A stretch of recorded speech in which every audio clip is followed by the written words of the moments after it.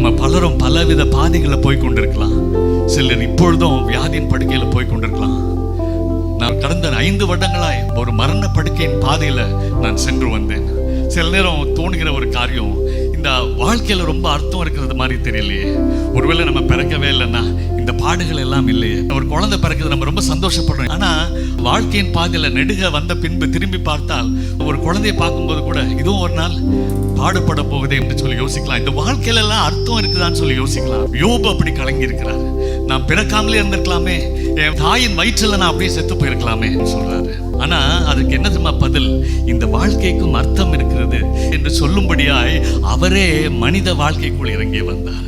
அவரே 33 ஆண்டுகள் ஒரு மனிதனாய் வாழ்ந்து பாடுகள் பட்டு உயிர்த்தெழுந்து நமக்கும் ஒரு மகிமையான நம்பிக்கையை வைத்து சென்றிருக்கிறார். இந்த வாழ்க்கைக்கு கண்ணியம் சேர்க்கும்படியாய், to give dignity to human life அப்படின்னு நான் கேட்டிருக்கிறேன். எனக்கு அது ரொம்ப அர்த்தம் புரியல.